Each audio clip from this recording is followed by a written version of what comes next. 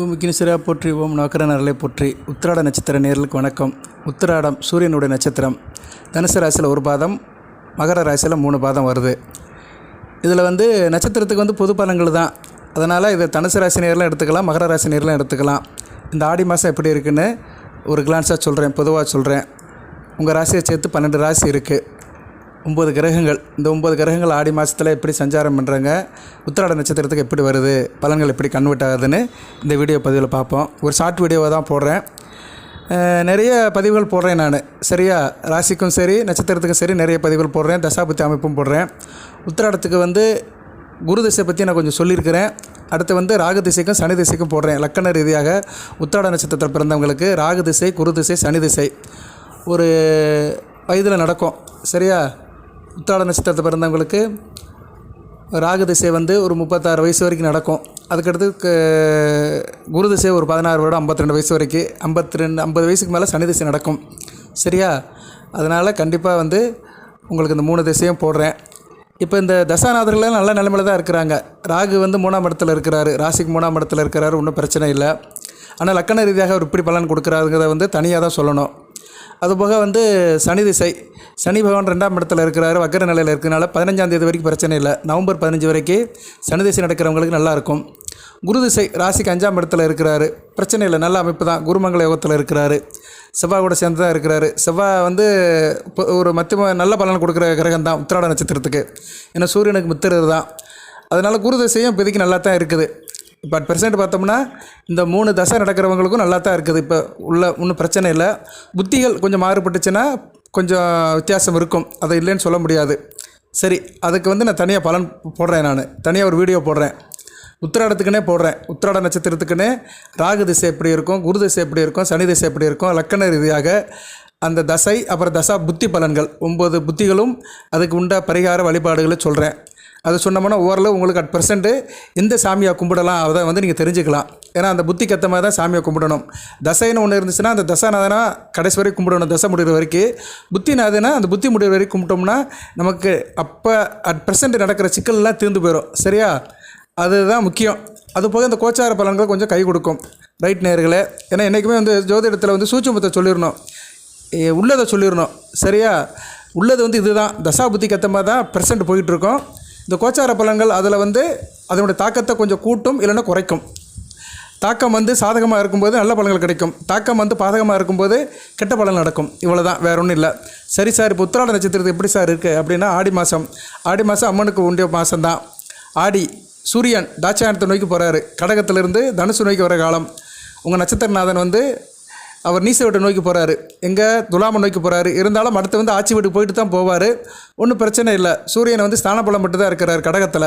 ஒரு நெருப்பு கிரகம் நீராசியில் இருக்கிறதுனால கொஞ்சம் இந்த ஆடி மாதம் கொஞ்சம் அமைதியாக தான் இருப்பீங்க, சரியா? கொஞ்சம் ஓபதாவங்கள்லாம் அடக்கி ஒரு யதார்த்தமாக தான் இருப்பீங்க, தெளிவான மைண்டில் தான் இருப்பீங்க. சந்திராட்சமம் நடந்துகிட்டு இருக்குது மகர ராசிக்கு, அதனால் ஒரு 2 நாளைக்கு கவனமாக இருங்க. 11 முடிஞ்சு போச்சு, 12, 13 2 நாளைக்கு மட்டும் கவனமாக இருங்க. மற்றபடி ஒன்றும் பிரச்சனை இல்லை, நல்லா தான் இருக்குது. உத்திராட நட்சத்திரத்துக்கு நல்லா இருக்குது. சூரியனும் நல்ல சஞ்சாரம் தான் பண்ணுறாரு.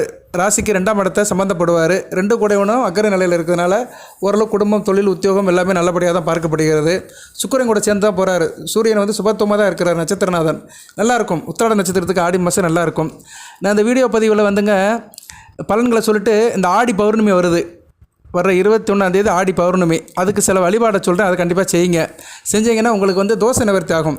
அது தோஷம்னு எப்படி, ஜாதகத்தில் எதுவும் தோஷம் இருக்குது, கிரக தோஷம் இருக்குது, ராகு தோஷம், செவ்வாய் தோஷம், சனி தோஷம், மற்ற எந்த பவகிரகங்கள் தோஷம் இருக்குது, எதனாச்சும் பிரச்சனை இருக்குது அப்படின்னா அதை தீர்த்திடலாம். ஏன்னா ஆடி பௌர்ணமி முக்கியமான பௌர்ணமி. அந்த பௌர்ணமியை பற்றி சிறப்பாக சொல்லிவிட்டு நான் உத்திராட நட்சத்திரத்துக்கு பலனை சொல்கிறேன். பொறுமையாக பாருங்கள். நம்ம சேனலை சப்ஸ்கிரைப் பண்ணுங்கள், பெல் பட்டனை ஆன் பண்ணுங்கள், நோட்டிஃபிகேஷனில் வர எல்லா வீடியோவும் பாருங்கள், உங்கள் ஃப்ரெண்ட்ஸ் சர்க்கிளில் ஷேர் பண்ணுங்கள், லிங்கில் உள்ள வீடியோவும் பாருங்கள். சந்தேகம் இருந்தால் கமெண்ட் பாக்ஸில் கேளுங்க. இது வாட்ஸ்அப்பில் கேட்குறதா இருந்தாலும் கேட்கலாம், சரியா? நான் ஃப்ரீயாக இருக்கிற நேரத்தில் பார்த்து சொல்லுவேன். பட் ஜாதகத்தை பார்க்குறதா இருந்தால் தனியாக தான் பார்க்கணும், ஓகே? இப்போ இந்த ஆடி பௌர்ணமி உங்களுக்கு 20ஆம் தேதி நடக்குது. 20ஆம் தேதி ஈவினிங் ஆரம்பிக்குது. ஜூலை 20 ஈவினிங் ஆரம்பித்து ஜூலை 21 ஈவினிங்கோடு முடியுது. ஸோ உங்களுக்கு ஜூலை 20ஆம் தேதி நைட்டில் பௌர்ணமி பூஜையை நீங்கள் கலந்துக்கலாம். எல்லா ஊர்லேயும் கோயிலில் அம்மன் கோயிலில் பௌர்ணமி பூஜை நடக்கும். இந்த பௌர்ணமி ஒரு முக்கியமான பௌர்ணமி. ஏன்னா சந்திரன் வந்து மகரத்தில் சம்மந்தப்படுறாரு, மகர ராசியில் சம்மந்தப்படுறாரு.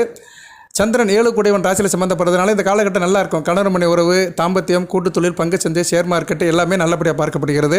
உங்கள் நட்சத்திரநாதனும் இதில் சம்மந்தப்படுறாரு. ராசிக்கு 7ஆம் இடத்துலேருந்து நல்ல நிலைமையில் சுக்கிரன் கூட சேர்ந்து சுபத்துவமாக இருக்கிறதுனால ஓரளவு நல்லாயிருக்கும் உங்களுக்கு. சரியா, வெளிநாட்டு வெளிமாநில தொடர்புகள், ஏற்றுமதி இறக்குமதி, அயல் தேச பிரயாணம், அயல் தேச சகவாசம், அந்த டீலிங் போக்குவரத்துலாம் நல்ல விதமாக பார்க்கப்படும். திடீர் அதிர்ஷ்டம் கை கொடுக்கும், நல்ல விதமாக பார்க்கப்படுகிறது. ஓகே, பலன்கள் வந்து பின்னாடி போவோம். இந்த ஆடி பௌர்ணமி அன்றைக்கி என்ன பண்ணுங்கன்னா, இந்த ஆடி பௌர்ணமிக்கு என்ன சார் விசேஷம் அப்படின்னா, பார்வதி அம்மா வந்து சிவனை மறுபடியும் சந்திச்ச நாள். அந்த அம்மா ஒரு அவதாரத்தில் வந்து தட்சன் மகள தாட்சாயனாக பிறந்திருக்கோம். அது ஒரு ஃபங்க்ஷனுக்காக தட்சன் ஒரு ஃபங்க்ஷன் நடத்துவார். அந்த ஃபங்க்ஷனுக்கு வந்து மருமகன் சிவனுக்கு வந்து அவர் வந்து அந்த இதை கொடுக்க மாட்டார், மரியாதை கொடுக்க மாட்டார், அழைப்புதல் கொடுக்க மாட்டார், அந்த பாகத்தை கொடுக்க மாட்டார். அவருக்கு பொதுவாகவே அந்த காலத்தில் வந்து மன்னர்களோ இல்லைனா தேவர்களோ ஒரு யாகம் நடத்தினா சிவனுக்கு வந்து ஒரு அவல் பாகத்தை கொடுக்கணும். அந்த அவல் பாகத்தை கொடுக்காம அவர் வந்து அவமரிச்சிடுவார். அவர் வந்து ரெஸ்பெக்ட் கொடுக்க மாட்டார். சிவனுக்கு ரெஸ்பெக்ட் கொடுக்காமலே இவர் யாகத்தை நடத்துவார். அந்த யாகத்துக்கு வந்து சிவன் போக மாட்டார், பட் சக்தி போகும். அதை சிவன் தடுப்பார். அதை மீறி வந்து அந்த அம்மா வந்துடும். பார்வதி வந்து அங்கே அவமானப்பட்டு தன்னைத்தானே தீ குளிச்சிடும். இல்லைன்னா சிவனாலே அது வந்து நெருப்பு உண்டாயிரும். இது திருவிழாட புராணத்தில் இருக்குது. திருவிழாட புராணத்தில் இந்த கதை இருக்குது. இந்த தாட்சாயனை வந்து எப்படி அந்த யாகத்தில் கலந்துக்கிட்டு தன்னை மாய்ச்சிக்கிறது, அந்த அம்மா தீ குளிக்குதுன்னு அந்த கதை இருக்குது. திருவிளையாடல் படத்துலேயும் இந்த கதை இருக்குது, பிரதான கதையாக வந்திருக்கு. தட்சன் மகள் தாட்சாயணிக்கு என்ன நடந்தது அப்படின்னு பழைய படம் 1964 வந்த படம். சிவாஜி கணேசன், நடிகர் தலைவர் சிவாஜி கணேசன், சாவித்திரமா நடித்த படம். அருமையான படம், எப்போ வேணாலும் பார்க்கலாம், நல்ல படம். சரியா, திருவிளையாடல் புராணத்தில் ஒரு 4-5 டாபிக் எடுத்து அதில் கொடுத்துருப்பாங்க. அதில் இந்த கதையும் வரும். இது தெரியும், எல்லாருக்கும் தெரியும். தெரியாதவங்க அந்த படத்தை யூடியூப்பில் போட்டு பார்த்துக்கோங்க. அதில் வந்து அந்த அம்மா வந்து என்ன நெருப்புக்கு உண்டாகி தன்னை மாய்ச்சிக்கிட்டு அதுக்கு பின்னாடி சிவனை நோக்கி தவம் இருக்கும். தவம் இருந்து சிவனை அடைகிறனால தான் மறுபடியும் அந்த ஆடி பௌர்ணமி அன்னைக்கு.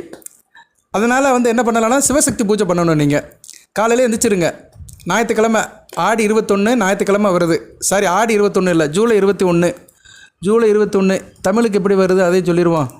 ஆடி 5ஆம் தேதி ஞாயிற்றுக்கிழமை. சரியா, பகலில் வந்து பௌர்ணமி இருக்குது. நீங்கள் வந்து காலையில் அதிகாலையில் எழுந்திரிச்சிருங்க. பிரம்ம முத்தத்தில் எழுந்திரிச்சிருங்க. 4 to 6 எழுந்திரிச்சிட்டு குளிச்சிருங்க. காலை கடனை முடிச்சுட்டு குளிச்சுட்டு சூரிய நமஸ்காரம் பண்ணுங்கள்.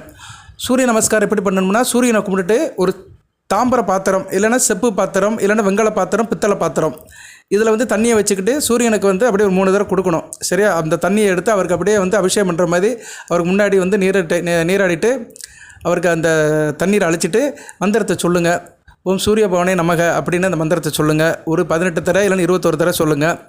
இல்லைனா சூரியனுடைய நாமத்தை சொல்லுங்கள். உங்களுக்கு தெரிஞ்சிருக்கலாம். ஓம் சூரிய பவனை போற்றி, அருக்கனை போற்றி, இரவையே போற்றி, ஆதித்தனை போற்றி, உத்த நட்சத்திர குருவனை போற்றி, கார்த்திகை நட்சத்திர குருவனை போற்றி, உத்திராட நட்சத்திர குருவனை போற்றி, வெய்யவனை போற்றி, பகலவனை போற்றி, உதயனை போற்றி, மார்த்தாண்டனை போற்றி, நவகர தலைவனை போற்றி, பிதற்காரகனை போற்றி, தகப்பனை போற்றி, முதியர்களை போற்றி, சிம்மராசியில் சிவனை போற்றி, மேசராசியில் உச்சமடைவனை போற்றி, கலியுத்த காப்பவனை போற்றி, பேரருளை போற்றி, பிரபஞ்சமை போற்றி, ஒளியே போற்றி, சுபிச்சமை போற்றி, ஓங்கார பொருளை போற்றி, ஒளிமயமானவனை போற்றி, எங்கும் நிறைந்தவனை போற்றி, எதிரில் வல்லுவனை போற்றி, தீர்க்காயில் தருவனை போற்றி, தேக அரைக்கும் தருவனை போற்றி, ஆத்மபலம் தருவனை போற்றி, ஆத்மகாரகனை போற்றி, வெய்யவனை பகலவனை போற்றி, உதயனை போற்றி, மார்த்தாண்டனை போற்றி, கர்ணனின் தகப்பனை போற்றி, பரதியை போற்றி, பதுமனை போற்றி, விக்ரமனை போற்றி, ஆதித்தனை போற்றி அப்படின்னு சொல்லுங்கள்.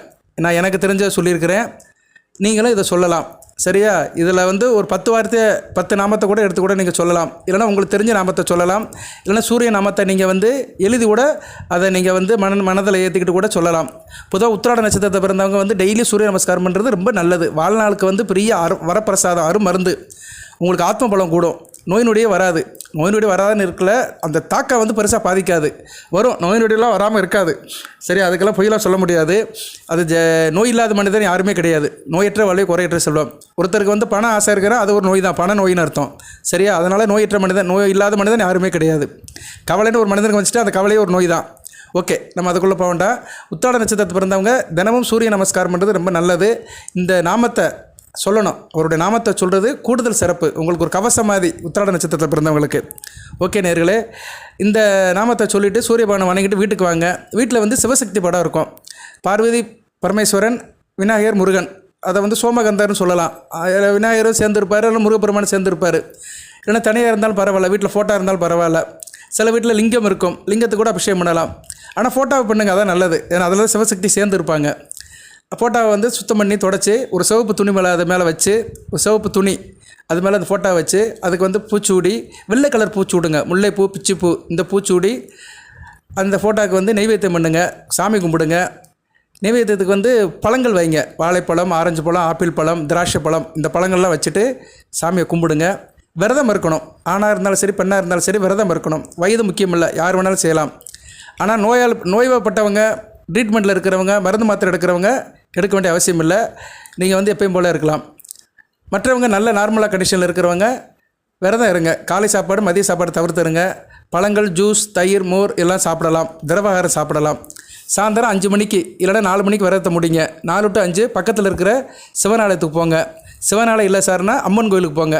மாரியம்மன் கோயில் கூட போகலாம். சரியா? மாரியம்மன் கோயில், அம்மன் கோயில் போகலாம் நீங்கள். சரியா? கண்டிப்பாக பக்கத்தில் கோயில் இருக்கும், சிவனாலயம் இருக்கும்.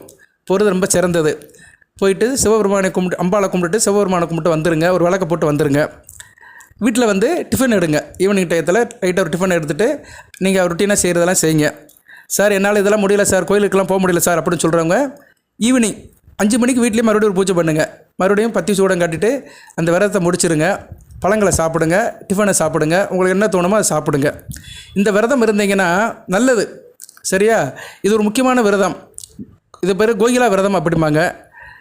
அஷாடா பௌர்ணமி அப்படின்னு சொல்லுவாங்க.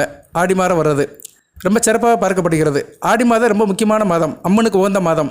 ஆடி பெருக்கு. ஆடி மாதம் வந்து பெருமாளுக்கும் உள்ள உகந்த மாதம் தான். பெருமாளுக்கும் கும்பிடலாம். சரியா? அதுக்கு நான் தனியாக ஒரு இதில் சொல்கிறேன். இதில் நம்ம அதை மிக்ஸ் பண்ண வேண்டாம். ஏன்னா இதை வந்து சிவசக்தியாக சொல்லிகிட்ருக்குறோம். அதனால் வந்து பெருமாளுக்கும் ஆடி மாதம் உகந்த மாதம் தான். இருந்த போதிலும் இந்த ஆடி பௌர்ணமி வந்து சக்தியை மையப்படுத்தி நடக்கிறதுனால நீங்கள் வந்து இந்த வழிபாடை பண்ணிக்கிட்டு இந்த விரதத்தை மேற்கொண்டீங்கன்னா உங்களுக்கு சில நன்மைகள் நடக்கும். திருமணமாகாத பெண்களுக்கு திருமணம் நடக்கும், திருமண தடைகள் அகலும், கணவனுக்கு வந்து ஆயுள் கூடும், மாங்கல்ய பாக்கியம் கிடைக்கும், புத்திர பாக்கியம் கிடைக்கும், புத்திரர்கள் நல்லா இருப்பாங்க, சகல சௌபாக்கியம் ஐஸ்வர்யம் நடக்கும். சரியா? சிவசக்தியோட அருள் கிடைக்கும். சிவசக்தி தான் உலகமே.